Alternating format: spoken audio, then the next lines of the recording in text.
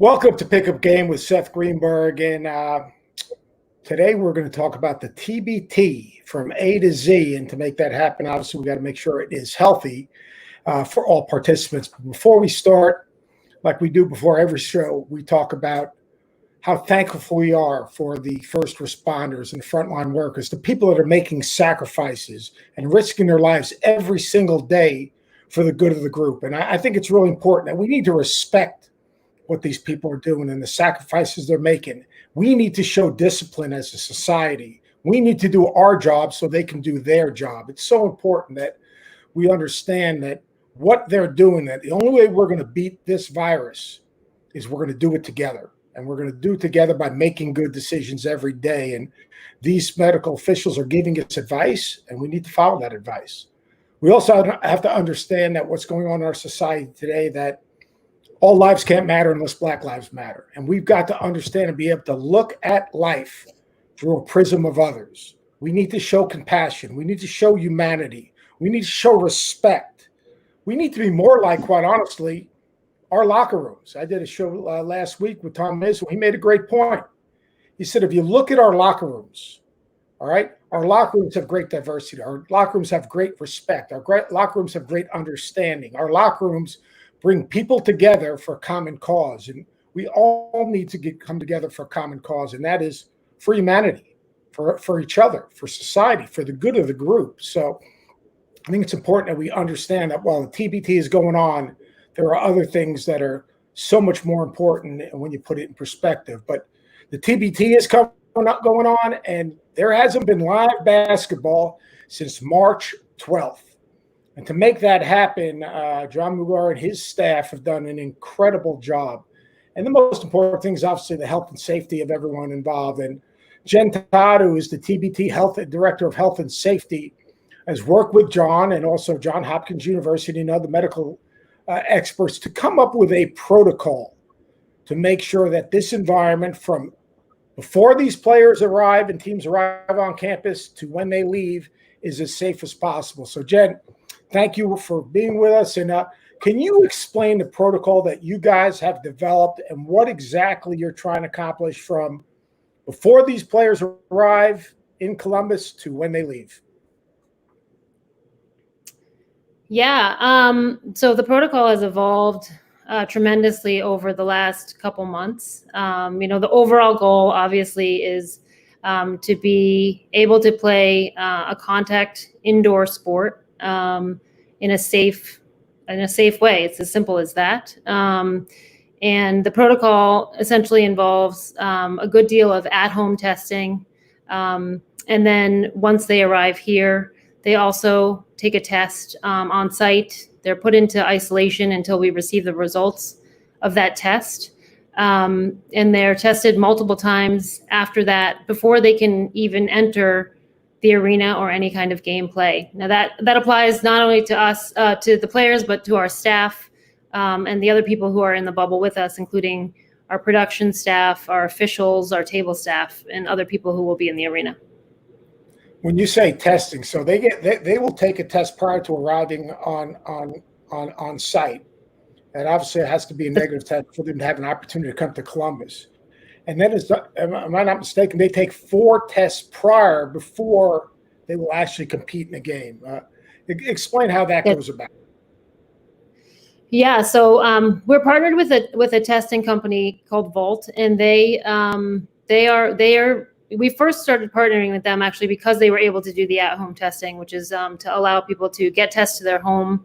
It's a saliva test. They take it at home, they send it back in, and the tests are analyzed in their lab in New Jersey. And so, but then we realized actually it's a very accurate test. So we decided to use it on site as well. So they take 4 tests. They take one the day that they arrive, and then they take another one day 3, 4, 5, 6, and then if they win their first game, day 7 through the tournament. So they will take one after they've played their first game as well. Now, if anyone gets a positive test on arrival, like say someone came in to the tournament and checked in, you've checked in almost 200 athletes. If someone tested positive, does that eliminate that player, or does it eliminate that team, or is there a circumstance depending on who they interacted with in their contact? Exactly. Yeah, it's our protocol is that that a team is removed if an individual on the team tests positive. However, if it's that first on-site test and they haven't gathered with their team in any way, if the team hasn't had a training camp or they haven't practiced together, then the individual can be removed first. But the minute that they, what we say, sort of cluster, the team is removed if an individual on the team tests positive. And because of that, something that's really unique to the TBTs, you actually have teams, quote unquote, in the bullpen that have already gone through the same testing and are still being quarantined, correct? I'm sorry, can you repeat that? Yeah, you have extra teams on site in case a team has to get eliminated because they had worked together. Those teams that are waiting to see if they're going to participate in the tournament, do they go through the same process? Yes, everybody needs to be on the same schedule. So they need to be ready to go, which means that they have to quarantine as well for 5 days and go through the same testing to be able to enter the arena. So they're here with us as well. And when you say once they check in and they get their first test, they quarantine for 24 hours, what does that entail?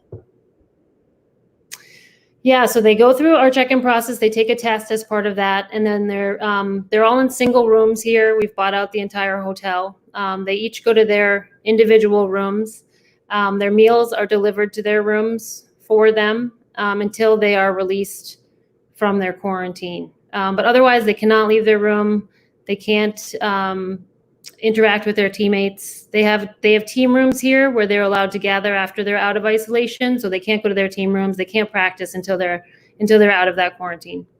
Is there any interaction once the teams have been cleared? Can teams interact with each other, or they have to stay basically in their own team room or in their own rooms? Yes, they cannot interact with each other. They are segmented first by individual, then by team, then by quadrant. So obviously we only have 4 practice courts, so we couldn't put together 28 practice courts. So they are practicing on the same court, but they never interact on that court. They have the court to themselves. There's time in between to disinfect, and then the next team comes in. So they never commingle with any other teams on site. And once a team loses, which is tough. They're all.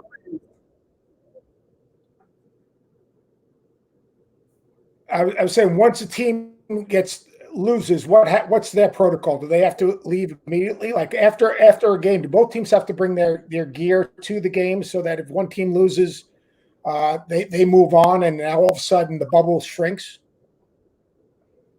Yeah, so they all have to pack their bags on game day. They're brought down to the lobby and taken by our staff. We have another hotel that is considered our exit hotel. So if they are to lose their game, they go through an exit protocol on site just to make sure that they're still feeling well. They're sort of given a check by our athletic trainers and released from the event. And then they're housed in our exit hotel before they go home. And how many people have you checked in so far? We've checked in about 200, maybe a little bit north of 200. Percentage-wise, positive tests or number? We've had some positive tests before people arrived on site. And so that probably were about, I would say somewhere in the order of 4.5% of our tests. Since they've arrived on campus, you guys have been clean? We've had one positive test from someone who never entered our bubble. He arrived without any negative tests, which is part of our protocol, and so he was put elsewhere and tested positive at that hotel.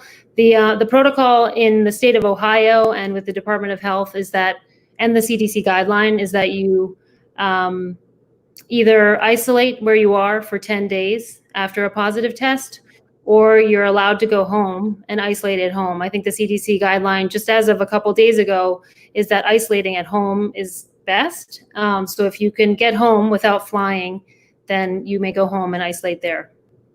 Great. Well, Jeff, thanks so much for the insight. It's incredible the work that you've put into it, your team has put into it to make this as safe as humanly possible. And our thoughts are with you. And I know this is really going to be kind of a test case for not just the TBT, but let's face it, all of sport in a lot of ways. The NBA in a lot of ways is probably looking and learning from the hard work that you guys have put into this to make it become a reality. So thank you so much. Have a great 10 days, a healthy 10 days, stay safe. And we look forward to calling the games.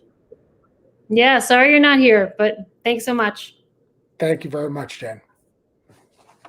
Jen Todd, the Director of Health and Safety for the TBT. Now I got to bring my man Scar in, my man Tim Scarborough. You're talking about the Liberty Flash right here. No doubt.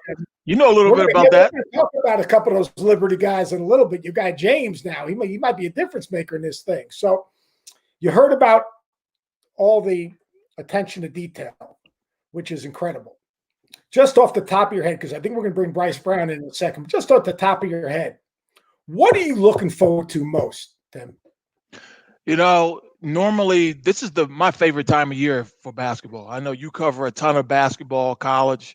You know, you're around the pro game a little bit, but I'm around college basketball in the winter and the fall. I'm in coaches' offices, and I love it.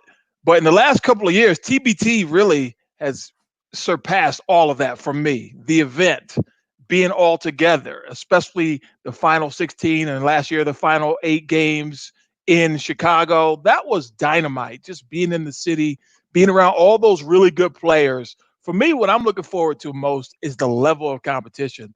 When you think about the intensity level that these guys are playing for, because remember, only one team is going to win money and get that text from Zell that says you just won $1 million. So because of that, the intensity level is off the charts. And when people tune in this weekend, they're going to find out from the moment the tip-off opens, the opening tip, they're going to say, wow, look how hard and how great these guys are playing. I'm excited for that. Yeah, that's going to be interesting. To me, it's like the ultimate game in the park. Like, man, you got to win, you go home. This time, you got to win or you got a chance to make some real money. Or if not, go to the second court. No, there's no second court. There's no second court. You know, so that sense of urgency. I'm interested to see if some of the guys that have played in the NBA, because we got more NBA players, and we're going to talk about this with the TB insiders, which are called the Wojo wannabes.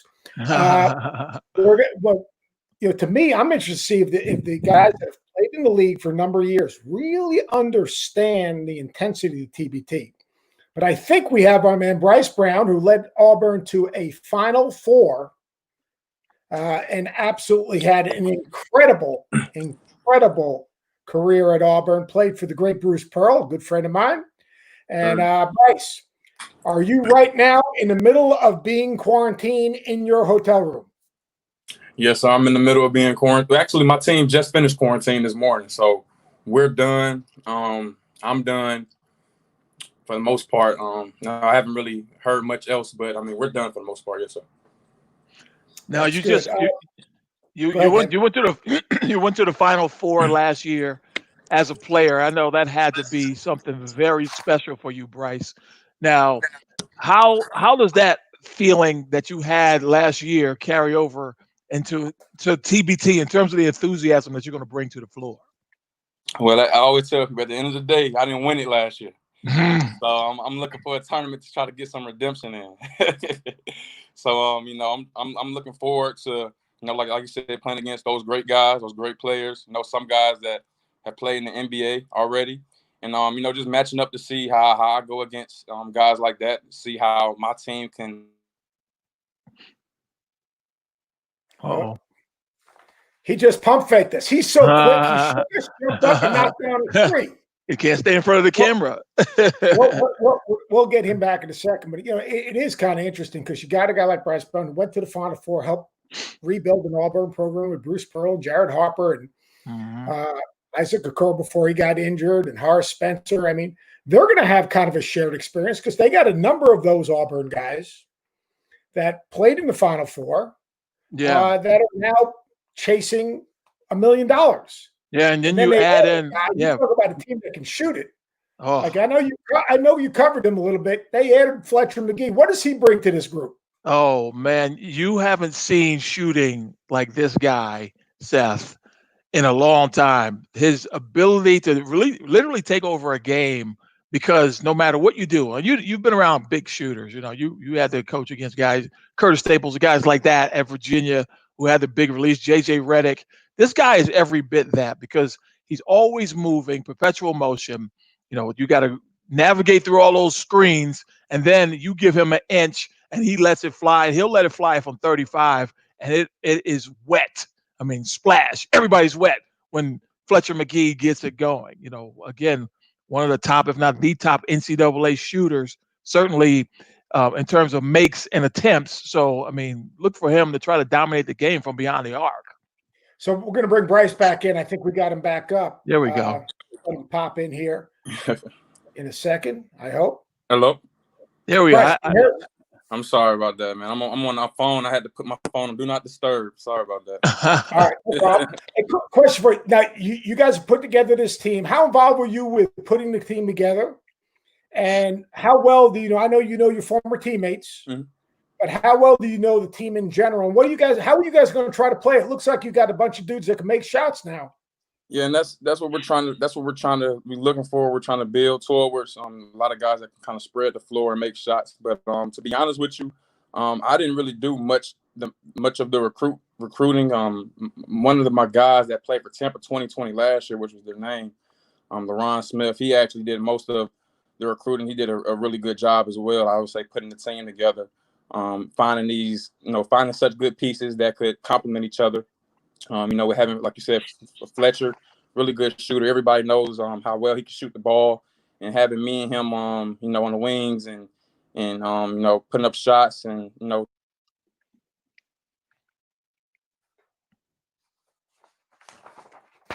Losing Bryce a little bit there. Tim, why don't you try to fire a question at him? Yeah. So Bryce, you mentioned some of the guys that are on your team, and that Tampa 2020 team. They literally changed their colors to match Auburn. Yeah. Talk a little bit about, you had the Auburn experience, and I live in Atlanta, so I got down to watch your career up close a fair amount of times. And that atmosphere, that arena really kind of propelled you at times to victory. Now, you're not going to have that this time because there's literally going to be no fans in the building. Talk about the support that you're getting from afar from that Auburn organization, Auburn program and its fans, but then talk about having to play in front of no one. Yeah. I mean, our fan base has always been crazy. I always tell people, my junior and senior year, which were our best years at Auburn, while I was there, it wasn't just that. My freshman and sophomore years, when we weren't very good, they were always there. They were always supporting us, and they just been like that ever since I stepped in the door at Auburn. And so it doesn't surprise me how they've come out and supported War Tampa, just because you have so many Auburn alumni.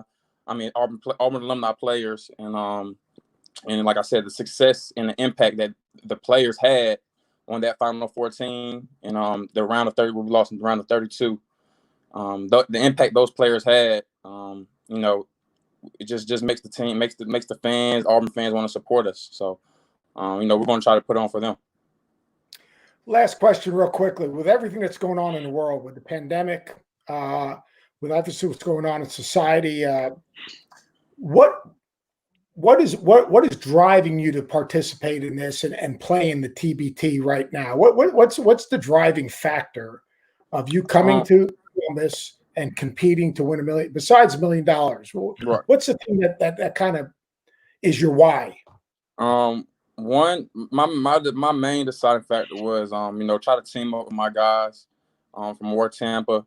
Try to team up with those guys again, Horace, LaRon, Deshaun, and try to just do something big. It would be on ESPN.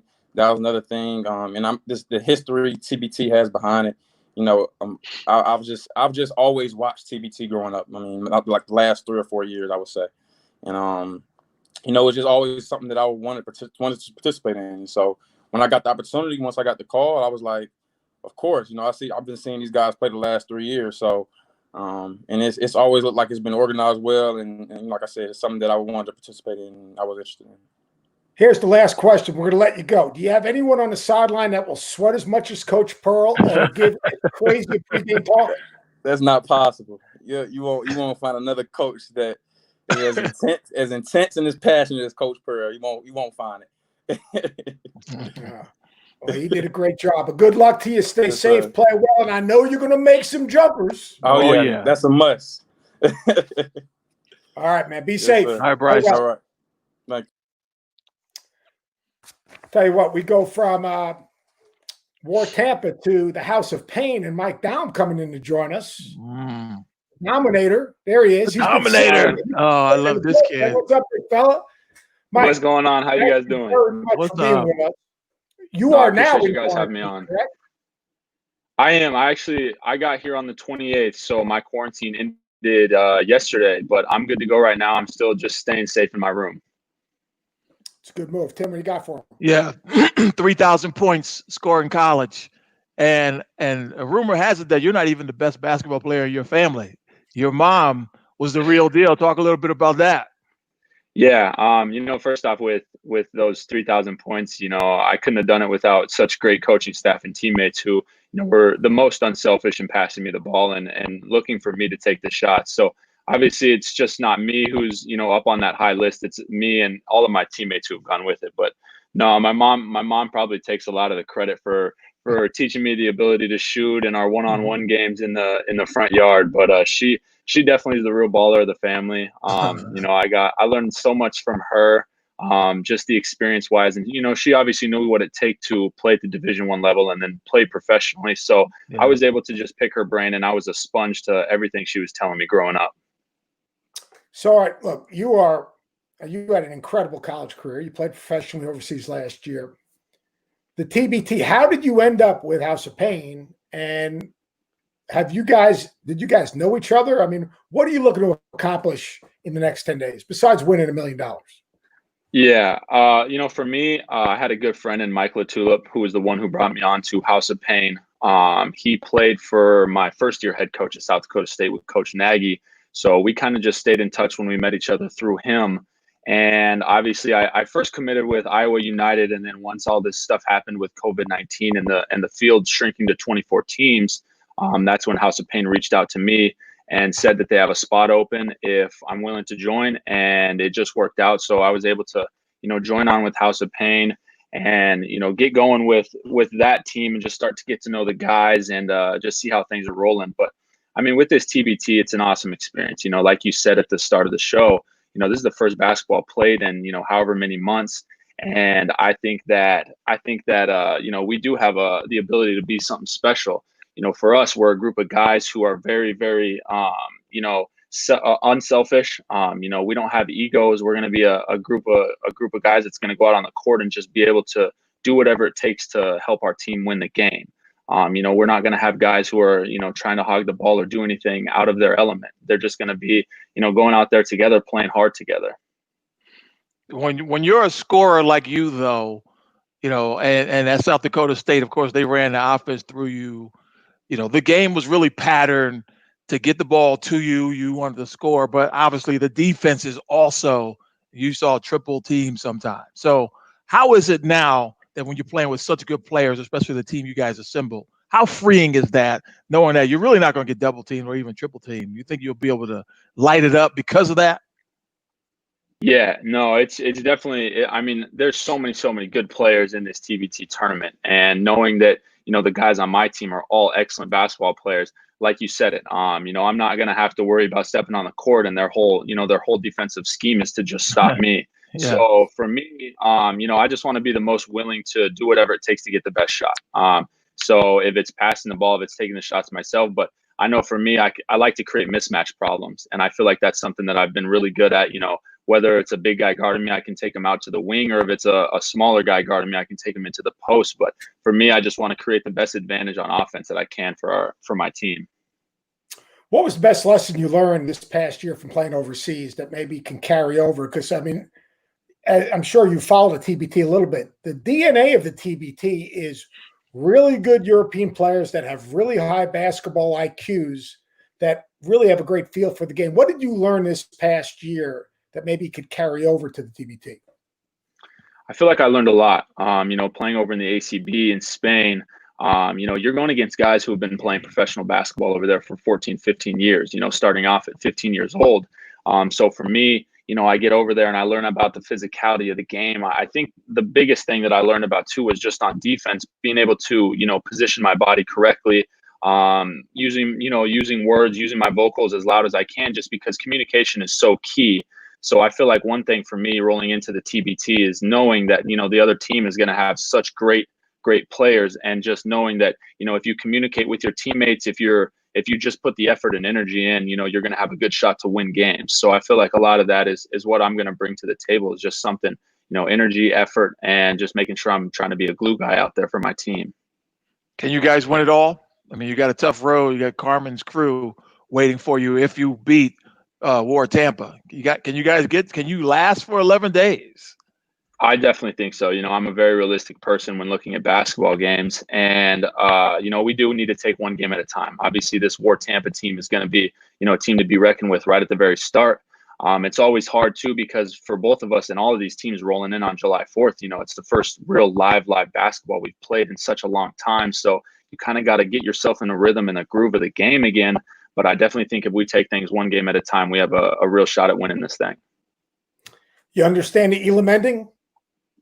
I do. I guess I do. I've watched the TBT the last couple of years, but obviously you reach a certain point and then you got to hit that point with the game-ending shot. So don't settle for threes, man. Rack it and get to the line. Hey, I agree. The free throw line is key to this thing too.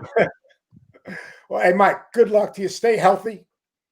Good luck with your career. Appreciate you guys. And thank you so much. Yep. You guys are doing a lot of great things. Basketball's back. It hasn't been played since March 12th. And you guys are giving us a reason to get excited about hoop again. So I really appreciate it, man. No, thank you guys so much for having me on. Yeah, man. Be safe. Appreciate it. That dude is a bucket maker, and he can score from anywhere. Pick and pops, short rolls, gold slips, get him in a block, get him on the elbow in a short roll. He can pass it. He's really good. That's going to be interesting, because I'm not sure that House of Pain, and we're going to talk about this with the TBT insiders in a second, I'm not sure they have enough TBT experience. Yeah, and that is valuable. Win a game. What do you think? I think that's valuable. I think you're right, because it is a different animal. You just brought up the Elam ending, and Mike hasn't really played in the TBT, so he's watched it, but it's got to be different, a different mindset approaching it. I remember the very first year, I think 2-3 years ago now, where TBT did it, and I knew it was going to come. I was going to be calling those first games at the Jamboree in Philly way back in 2017, and I would ask the GMs and the coaches, how are you preparing for it? And they were like, preparing for what? Like, don't you understand? Like, to win the game, there's a certain criteria you have to meet, the whole dynamic of basketball changes. They turn off the clock and they go, oh, wow, I guess I need to think about that. I was thinking about the strategies though, Seth. Like, to me, strategies, Tim. You got that lead, you got the ball, and it's coming down to that runner. Get that timeout. You got the first possession. Now you score that first one. It's a 5-point game. You have to do that. So you have to strategize to get yourself in a position to be either close enough so that the hill isn't too high to climb, or be in better shape and have that lead. Because obviously, if you only got to score 9 points and they got to score 11, you got the advantage, especially when you have the possession. Do exactly what you said. Get under 4 minutes, get that timeout, reset, and try to get that first bucket. That first bucket in the Elam ending is key. Absolutely. We're going to bring in a couple of gurus. And I use the word guru because I call them self-proclaimed gurus. The TBT insiders. These two guys are Woj. It takes two of them to be a Woj wannabe. All right, and that's Joey Lane and Andrew Zolden. Now, first of all, before we get into it, and Andrew, I'm going to get to you in a second. All right, but you got to understand, Tim, because my man Joey, he was a walk-on at Ohio State. He told me in their TBT Insider podcast, he's the face of Ohio State basketball. The face of Ohio State basketball. Oh, wow. Now, okay. I have to be honest with you. That was a tad bit of an exaggeration. a little overstated. A tad bit of an exaggeration. Before I even get into the TBT, I'm going to give you a chance. I'm going to give you the platform to basically maybe pull back a little bit on the face of. I mean, that's like saying Andrew Dockich, who had the longest senior night speech in the history of Ohio State when he was only there 6 months. I mean, he needed to go and get the hook. All right. You have anything to say about being the face of Ohio State basketball? Yeah. Well, first and foremost, Seth, Tim, thanks for having me on. I will say this. I'm not going to take back anything that I said. I think you exaggerated on my behalf a little bit. I just said during my senior year, I was the face. There you go, Andrew. He's doubling down, Seth. And that's not I'm not trying to be selfish. I'm not trying to toot my own horn. It's just a lot of people recognize me for being that guy at the end of the bench. I don't know what else to say. That's I can just tell you one thing, Joe, in all due respect, in my humble opinion, I think I cover college basketball pretty thoroughly. I got to be honest, you weren't on my game notes. That's not what I'm saying. See, that's two different interpretations. Hey, you ask Ohio State fans, they'll give you one answer. You ask Jay Billis, he'll give you a different one. But that's not. I'm just going with Buckeye Nation. That's all. All right. Well, okay. You guys have done an incredible job with the podcast. You really guys have. I call you gurus, insiders. Woj takes two of you to be one Woj, whatever. Here's my take. Question number one for all of us, just to kick around. When the brackets first came out, what was your first impression? Well, and thank you for having us on. Honored to be here. First impression was, how are we going to find a way to get all the fun guys that we've interviewed into the Final Four? And then once we kind of step back from that and realize we actually got to fill this thing out, I personally said, I think Carmen's Crew's getting back to the title, and I think Overseas Elite is getting back to the championship game. And then they added what feels like 15 more NBA guys, and I decided this year I'm taking Overseas Elite to win their fifth TBT title and take home the $1 million this year. What about you, Joey? Yeah, my first impression was Carmen's Crew. It's not fair to say they lucked out, but the road for the other teams just seemed a little bit harder. If you look at the bottom of the bracket, us being fake gurus that we are, it just looks like the quality of teams, obviously now all 24 teams are capable of winning multiple games in this tournament. It just seemed like there were more title contenders in the bottom portion of the bracket versus the top. So to me, the first thing that stood out is that Carmen's Crew has a great opportunity to repeat, and that's why they're my champ. What do you think, Timmy? Basketball is, we talked about this before, Seth. Normally in basketball, you think about the NBA, you think about the NCAA, there's always maybe a handful of teams that can win it. The other teams are just kind of there. But in this, particularly in this 24-team field, there's probably 7 teams, in my opinion, that could get hot and win 4 games. And, I think that Floyd Mayweather team, TMT, Challenge AOS, who I think I picked, if I'm not mistaken.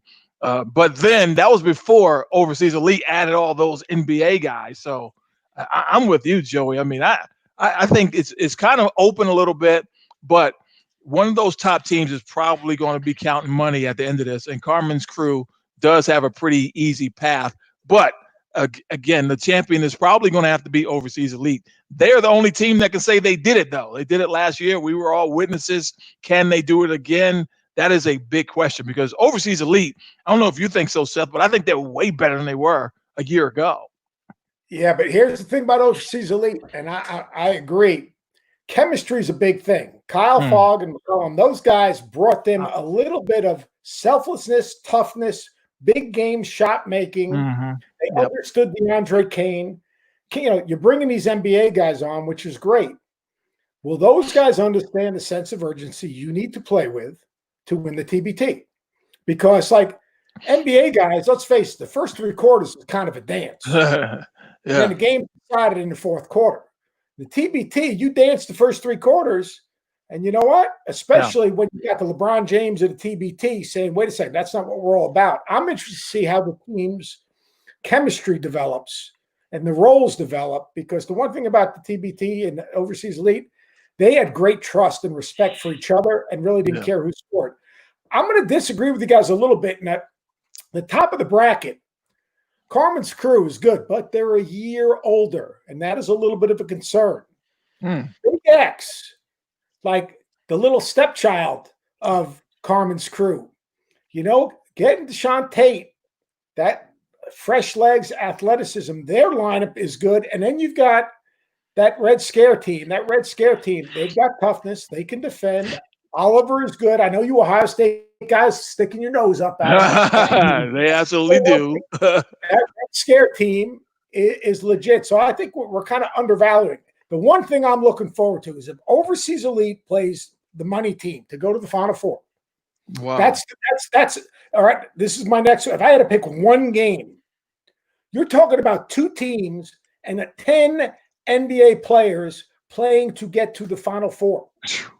Never in the history of the TBT could you have two teams with that many former NBA players playing not for championship, but to get to a Final Four. So if there's one game that you guys would want to see, what game would it be? I think for me, it's crazy and it's not fair to say a future championship caliber matchup. I would love to see Carmen's crew and Overseas Elite get a little rematch. I mean, obviously Overseas Elite's only lost one game, and it was to Carmen's crew. So it's going to be a good game, and that Overseas Elite is most likely circling Carmen's crew. If we can play anyone in the championship, obviously they got to get there first. If they can play anyone in the championship, they want to get a little revenge. Yeah, and I think right away. So one of the first games we got War Tampa versus House of Pain, and I just want to say that I think that has potential to be one of the best games in the tournament. Two alumni teams. We heard you guys talking about it. One has a little bit more experience, but in terms of later down in the bracket, I actually got Eberline Drive going to my Final Four, beating the Golden Eagles in the Elite Eight. So I think that could be potentially a really good game, because that's an alumni team in the Golden Eagles going against an Eberline Drive team that has a bunch of good scores, a bunch of good players. But like you said, is the chemistry going to be there? So I think that's an interesting game, because that's kind of what TBT is all about. Alumni versus, let's see if we can get the best names on the roster. Mm-hmm. You're not worried about brotherly love and Eberline? It goes back to that Philly thing now. I'm serious, though. I mean, over the last couple of years, they have always gone deeper than everybody gives them credit for. And even when they lose, it is a nip and tuck dogfight. So, I think, and they've gotten a little better. They've added one of the weaknesses of that brotherly love team was they didn't have a lot of rim protection. So they went out and got 2 6'10" guys. So I'm saying they might have a chance to go a little bit further than what people realize. And again, I am a little biased because I'm a Philly guy. I love the way that team played. That team, you talk about good chemistry. Right. That team had great chemistry. And Tim, I joke with you, but to me, Philly guards, man, Philly guys understand how to play. They understand how to play. They have floor games. And to win in TBT, you got to have floor gamers. Yep. Now, I just got a text message, breaking news. The money team is adding 2 more former can't say what it is yet, former NBA veterans. Oh, I love it. So, I love it. The ante is being upped. All right. Oh, my goodness. Flip it the other way. Who would your sleeper team be? Let's go, Joey. I don't want to steal Andrew's, but the style of play that Herd that plays, I think could be very boom or bust, just in terms of how Marshall teams play from Coach D'Antoni's system. If they bring that to the TBT and John Elmore is playing the way that John Elmore plays, that could be just a sleeper team in general, just because of the style of basketball where, you might not be able to catch up with how many threes they're shooting and how many threes they're making. So that's one team that maybe it isn't the sleepiest of the sleeper teams, but it is going to be, it's my sleeper team that I'm most excited to watch. That's for sure. Now, I got a question for you. You just said you didn't want to steal his team, and you just stole his team. Well, Andrew, did I steal your team? Well, we are the TBT insiders, and if I didn't have a backup team ready to go, we wouldn't be doing our job. Very Joey, No worries. So I see. I was going to say Team Hines. Shout out to Josh on Facebook, but I'm gonna cover myself here. So I got Team Hines going pretty far, potentially to the Final Four. But I'm going to cover myself by saying this. I think the winner of the Team Hines sideline cancer first round matchup will go on to make some more noise. And what's cool about TBT? Congrats. You're in the Sweet 16 if you win one game, and that's an impressive run. That's a Cinderella run right there for a 22 seed. I'm going to go with Team Challenge ALS, and they're not a real sleeper, but if you look at, you win with guards. People don't understand how good Tyrese Rice is. Believe me, I do. He whooped my ass a bunch of times. The dude is impossible to keep out of a lane. He's got to step back. He's played at the highest level. He's won at the highest level in Europe. He's tough as could be. You put him with Casper Ware, all of a sudden now, right, you've got a dynamic backcourt. I mean, a dynamic backcourt. You go, Marvell Harris, and you start adding bodies and athletes and scorers and matchup problems. To me, Team Challenge ALS is a huge sleeper. Now I'm going to throw another one at to you guys. So I got the money team and I got Overseas Elite. Now, Overseas Elite is small ball. And they've loaded up with guards. Yeah. All right. Now, the money team, they seem like they got more bigs. All right. Can you win the TBT playing bigs? You know what? I think you kind of saw it with Carmen's crew in the years past. They went from Jared Sullinger being their main option, and they were a great team. And they won games, but they couldn't get over that hump. Sully becomes the coach, granted, incredible player, also an incredible coach, and they started playing much smaller. They got a guy like Jeff Gibbs playing center who's really maybe 6'3" on a good day. Football. And they're the stereotypical small ball roster that they play, and they've had a ton of success. I think that can it be done? Sure, it can win you games, but I think when you're playing in the Elam ending, unless you have the most dominant big man that you can find, Seth, you already said it, you win with guards. I think the small ball lineup will prove to be pretty lethal. Agreed. The money team also has Bryce Alford and Tony Roten, so their guards are not quote unquote bad TBT guards. Which one of those dudes is going to guard anyone? Well, I don't know if anyone can guard anyone in Overseas Elite on any team besides Aaron Kraft, but I think Tony Roten and Bryce Alford, that's about one of the best backcourt duos you're going to find in TBT, and pair that with the good big men that the money team has. I think we could see a close game, but still, I think Overseas Elite runs away with it in the end. Well, but Seth, I think you're right, though. When we think about that DR, remember Boogie Cousins' team last year? He was 7 foot, 6'9". Isaiah Austin was in there, and of course Willie Reed, a TBT steady, and they lost in the semis, right? Because they didn't have the guard play. They had some good guards. Johnson Odom was on that team, and now he's back. Now he's on the Marquette team, and I get to go to the Eagles going to the final game, actually. But you're right. The guard play in the end, especially in the Elam ending scenario, you need guys out there making good decisions. You're just not going to throw it up on the rim and hope your bigs just rebound and stick it back in. It's just a different brand of basketball when you get down to that scenario. And then you have to have guys who are clutch, and that's why that Overseas Elite team was so good with Eric McCollum, and he's just so clutch when they need. And Kyle Falk too. They came up with defensive steals, deflections, a rebound, a big shot when they needed it, a real shot in the arm, and they were glue besides being go-to guys. So, again, I think the guard play in the end, you need guys out there making good decisions in that Elam ending scenario. I'll tell you one thing. There's a team we haven't mentioned. I'm telling you, I think can win it all, and that's Boeheim's Army. You do? See, I don't. Malachi Richardson, if he's in shape and he's ready to go, he's a bucket getter. You got Brandon Trish. Remember, he didn't play last year. Brandon Trish and Dietendorf, they're the heart and soul of that team. They've got legitimate bigs. Obviously, the zone isn't as good. I think they can play man and zone. And then your Golden Eagles. So before we let the Gurus go, two things.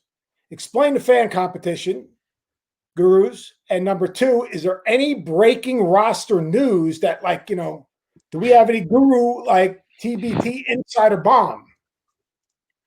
Yeah, well, the fan competition is pretty simple. You go online, you vote for the team that you think is going to win, and if they win, you get a share of $50,000. But, Nice. there's a catch. Do you want to pick a team that has the best chance of winning, but you might win less money? Or do you want to pick the team that has a less chance of winning? You might walk away with a lot of money. So that's up to the fans, not the gurus. But that's the competition right there. Do you have any breaking news on players, guys? I got some, actually. Speaking with the general manager of House of Pain. I don't know if it's fair for me to disclose the name, but I'll just tell you that they're bringing in a point guard. Michael Tulip told me he's given him the keys to the car, and he's a Chicago basketball legend. So be on the lookout. He's not an alumni of Illinois, but he did go to school in Illinois, and he is a Chicago basketball legend. So be on the lookout for that coming soon.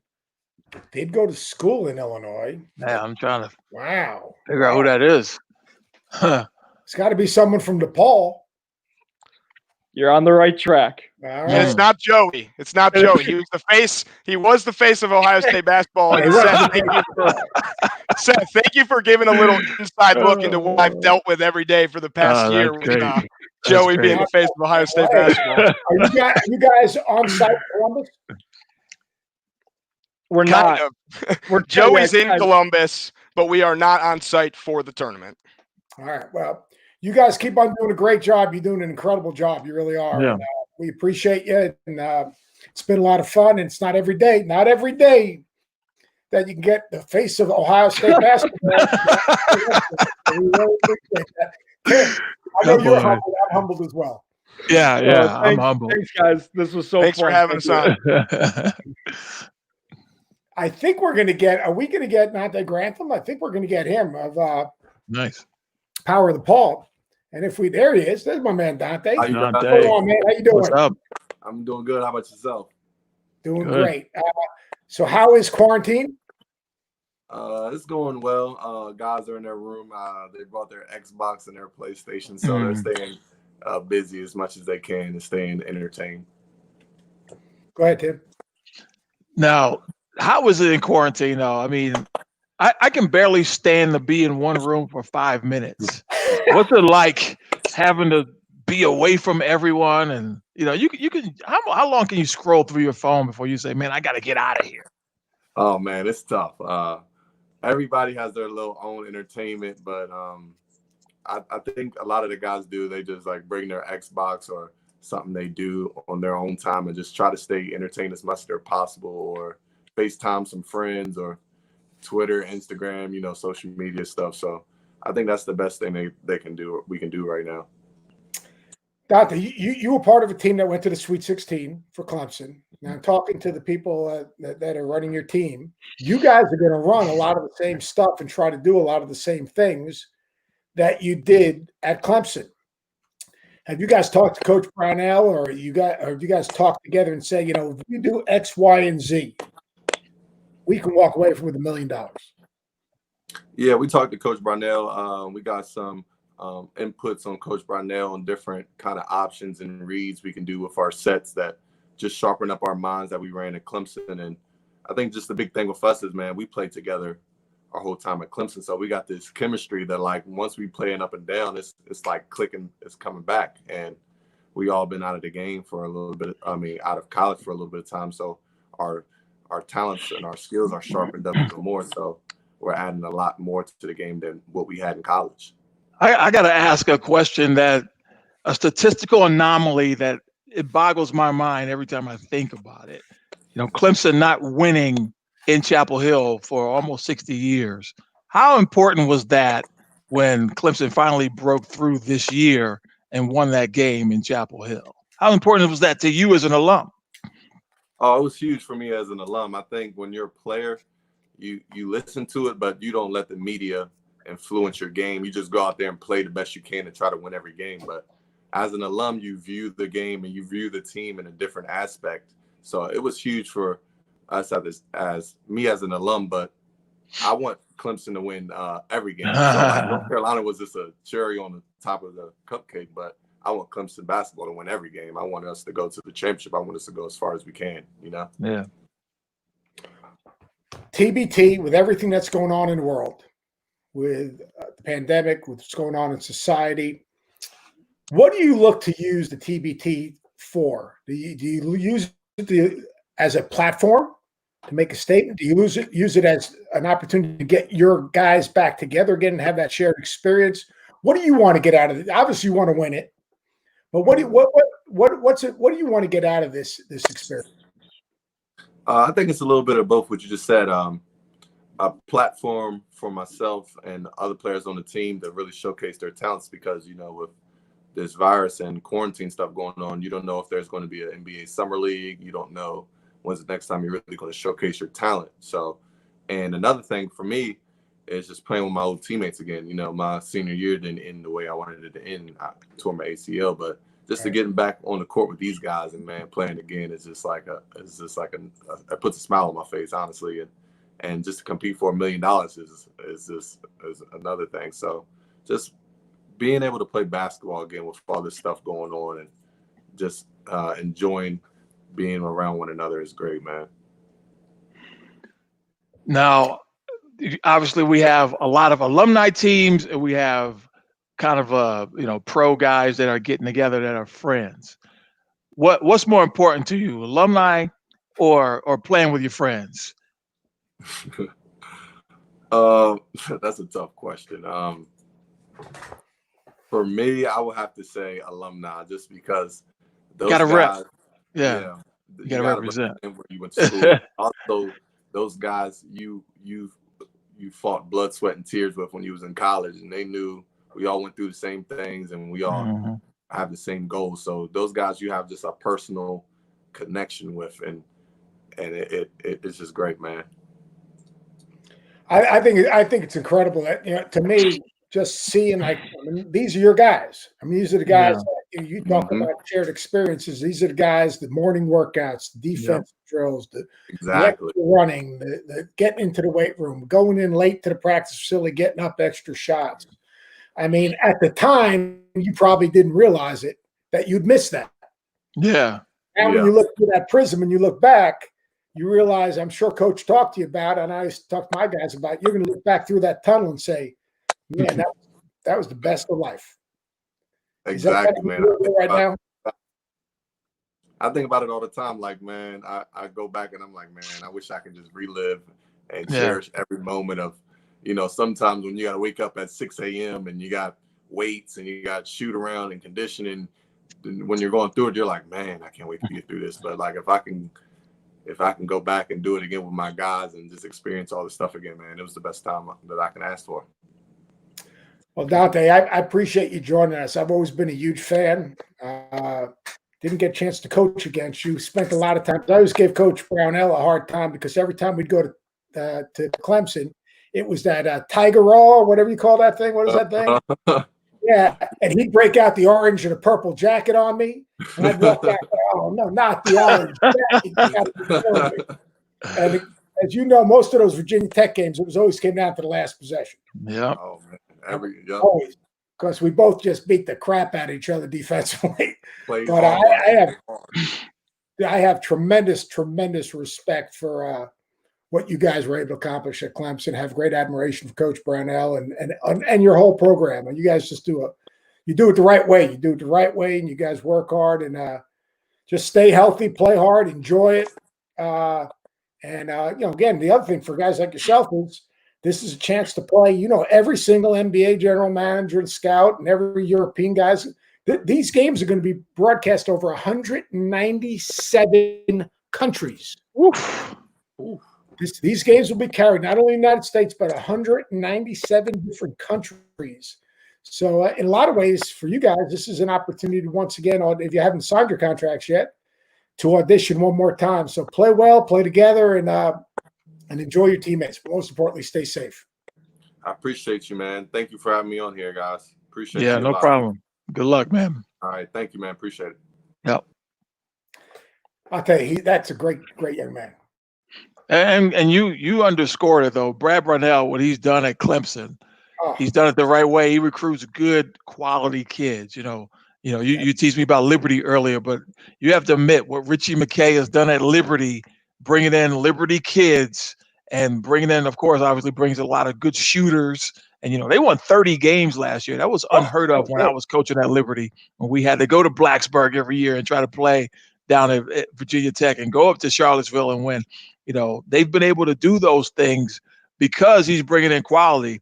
And Brownell has taken that same approach. And obviously at Virginia, they took that same approach, bringing in really good kids that can also play basketball. Because in the end, if you're together, that togetherness, that chemistry can almost sometimes supersede talent. Yeah, Tim, you hit it right in, because I think the TBT, Overseas Elite won $7 million. Yeah. Were they the most talented team those 4 years? No. They were talented. But I'll tell you what, they had the greatest trust.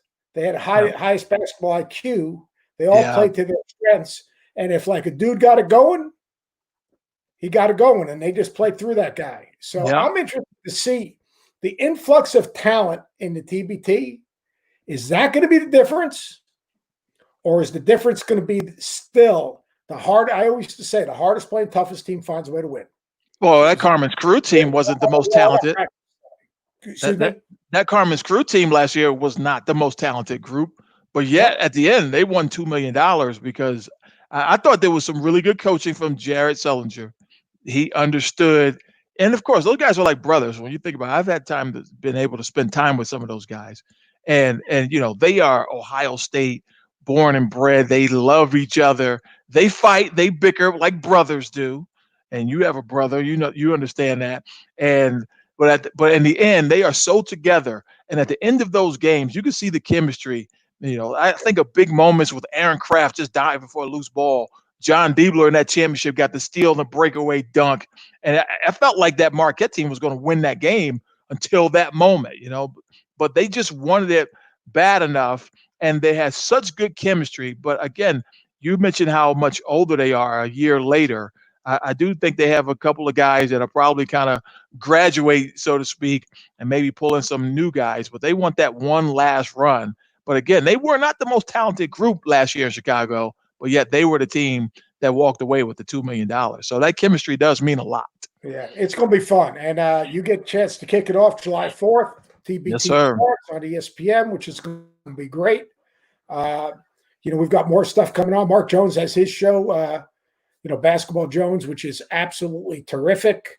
Great name. Has a great perspective just on the game at every level and life, and then the sports business with those young guys. So, Hall Pass is touching all the bases, and I'm honored to be part of it, Tim. I really, really appreciate you. We're going to have a great week of hoop. Oh, it's going to be fun, man. Be careful. Yep. Put it up with Dockage. July 4th. TBT on ESPN. Tune us in. 24 teams, 10 days, one quarantine location. But most importantly, basketball's back. It's been a long time. We've all missed it. Man. Make great decisions. Be a great teammate. Have discipline.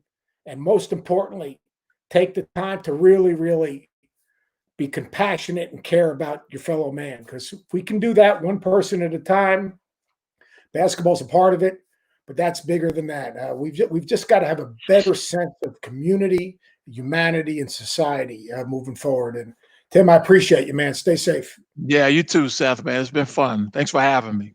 All right. Enjoy the 4th, babe. Yes, sir.